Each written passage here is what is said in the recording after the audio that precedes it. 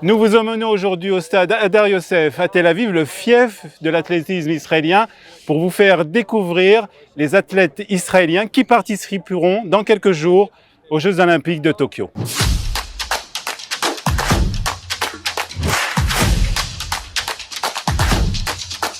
Nous sommes partis aujourd'hui à la rencontre de Renaud Langer, l'entraîneur de l'équipe d'athlétisme israélienne.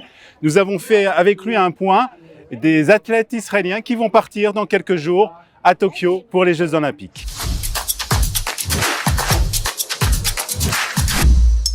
Renaud Langer, shalom. Shalom. Merci de nous accueillir ici au stade Hadar Yosef à Tel Aviv, le stade de l'athlétisme israélien en fait.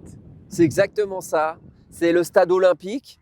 C'est le stade historique, chargé de plein d'histoires. Des athlètes dans l'histoire d'Israël qui ont fait des beaux résultats aux Jeux Olympiques, même si aujourd'hui on essaye de faire beaucoup mieux.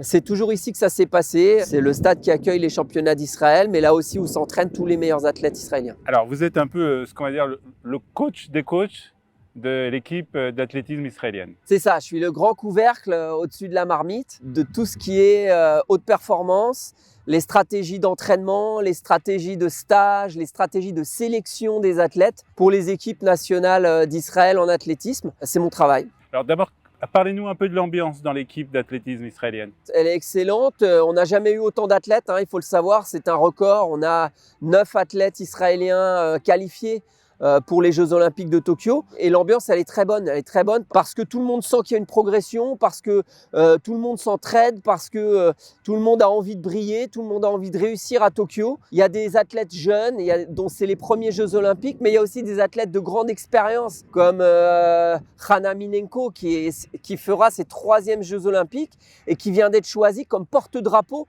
pour toute la délégation israélienne. C'est important pour nous d'avoir cet équilibre entre la jeunesse qui monte et puis les athlètes d'expérience qui vont amener plus de maturité, plus de calme. Mais je voudrais qu'on continue de parler un peu de l'équipe, surtout après un an et demi de Corona, ces Jeux Olympiques qui devaient avoir lieu l'année dernière, qui ont lieu cette année. Est-ce que ça a un peu bouleversé ces athlètes israéliens ? C'est sûr que ça a bouleversé tout le monde. Le corona est arrivé comme ça pour des athlètes. Vous savez, nous on fait des planifications annuelles. Dès le mois de septembre, on écrit sur un papier ce qu'ils vont faire le 12 juillet, le 13 juillet. Alors, c'est des Formule 1 qu'on essaye de régler comme ça. Alors, vous imaginez l'adaptation qu'il a fallu déployer pour réussir à traverser le corona. Mais moi, j'ai toujours tenu le discours qu'on l'a mieux géré que les autres pays. Et c'est vrai, je le crois sincèrement. La fermeture, par exemple, de la structure d'entraînement du stade. Je prends l'exemple de la France que je connais bien, l'INSEP, qui est l'équivalent de Wingate. L'INSEP a fermé et même Lavillenie, même Kevin Mayer, le recordman du monde, n'avait pas un stade pour s'entraîner. Toutes les structures ont fermé. En Israël, on a tout de suite réagi très fort, très vite. Le comité olympique israélien a tout de suite dit les athlètes olympiques, on va assurer une continuité pour eux. Et les choses ont été bien faites, sans mettre en danger le reste de la population. Et j'ai toujours dit aux athlètes, hey, profitons du corona. Faisons mieux que les autres pays, entraînons-nous, gardons la continuité mieux que les autres, traversons le corona mieux que les autres et on va en sortir. Quelque part, ça a été une chance un peu, on va dire, On ne va pas aller jusque-là, parce que ça reste frustrant, ça reste des déplacements annulés, ça reste des compétitions annulées, ça reste plein de choses comme ça. Mais dans cette situation difficile, on a essayé d'être plus rusé, d'être plus malin, plus israélien. Alors justement, je voudrais qu'on parle un peu de la composition de cette équipe et surtout un peu comme à Kalita, on est très porté bien entendu sur tout ce qui est Aliyah. C'est une équipe aussi où on trouve beaucoup de sportifs qui viennent de différents pays. Ah oui, dissocier Israël de l'Aliyah, c'est impossible. C'est la composante majeure d'Israël. Donc forcément, il y a une dominante dans les épreuves. On a 3 marathoniens par exemple. 3 marathoniens, c'est l'Aliyah éthiopienne. Ils ont commencé la course à pied en Israël. Ils sont arrivés dans une boarding school à Ben Shemen. Ils ont commencé avec un coach de course à pied à s'entraîner là-bas. Et aujourd'hui, ils font partie de l'élite mondiale. Alors évidemment, il y a une culture des courses de fond en Éthiopie qui est très forte, ce qui fait que même arrivant en Israël avec l'Alia, ils ont ce sentiment qu'ils sont sur une épreuve où leur origine éthiopienne les aide, va leur donner leur donne des qualités. Vous savez, il y a aussi une Alia russe qui arrive à Néorim, par exemple. Et là-bas, on les oriente pas vers les mêmes épreuves. On va leur proposer des lancers.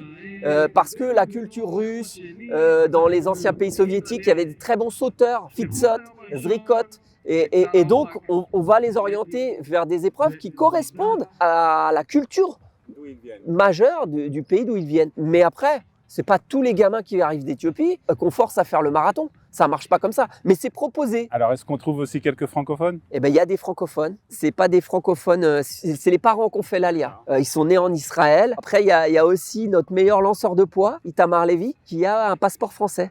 Parce que son grand-père a aidé l'armée française en Algérie au moment de la guerre d'Algérie. Et donc, le grand-père a eu un passeport français et ainsi de suite. Il est né en Israël. Alors lui, malheureusement, il n'a pas appris la langue, mais il est français et fier de l'être, mais il représente Israël en compétition internationale. Il y a donc Eden Finkelstein, dont la maman a fait l'Alia et qui est aujourd'hui la meilleure sauteuse en longueur en Israël. Et puis Amit Rothman, qui est l'espoir du sprint israélien, qui parle français, dont le papa est français. Alors pour eux, ce n'est pas encore les Jeux Olympiques. On va parler un peu de ceux qui justement vont partir à Tokyo. On va commencer par celle qui a l'espoir de médaille, on va dire. Alors il faut savoir une chose, c'est que Israël n'a jamais eu de médaille olympique en athlétisme. Déjà, des médailles olympiques, il n'y en a pas eu des tonnes. Il y a eu beaucoup en judo, en planche à voile, mais en athlétisme, ça n'est jamais arrivé. Il y a eu des médailles mondiales, Alex Averbourg au saut à la perche, et Lona Salpeter. Donc Lona Salpeter, c'est championne d'Europe du 10 000 mètres en 2018. Elle est passée sur le marathon féminin et elle fait partie des 5 meilleures mondiales. Elle est kenyane d'origine. Alors c'est une histoire un peu sympa. Elle est venue comme nounou de l'ambassadeur du Kenya en Israël. Et puis elle a rencontré, je crois, chez le kiné, Dan Salpeter, qui était le meilleur marathonien israélien. Et ils se sont mariés. Et elle s'est mise à la course à pied comme ça par amour. Et elle est devenue championne de course à pied en Israël, sur le système israélien. C'est pas une Kenyane très forte. On a des gens qui sont nés dans d'autres pays. Mais c'est soit par mariage et soit l'Alia. Voilà. Alors donc elle, c'est une espoir en marathon. Marathon féminin à suivre à Tokyo. C'est notre meilleure chance de médaille. Alors on va parler un peu des autres athlètes peut-être rapidement. Cette athlète de grande expérience, 3e JO, Hana Minenko, triple saut, Meshu Leshet. Donc elle a fait 4e en 2012, 5e à Rio. Sait-on jamais? Elle revient en forme, on va dire. Elle n'est pas encore au niveau qu'elle a eu en 2015 quand elle était vice-championne du monde. Mais avec son expérience, eh bien pourquoi pas voir Hana à nouveau dans les 8 premières, c'est possible. Alors Diana Weissman, donc c'est une athlète d'Ashkelon, sprinteuse. C'est la première sur une épreuve de sprint à faire les Jeux Olympiques depuis 1984.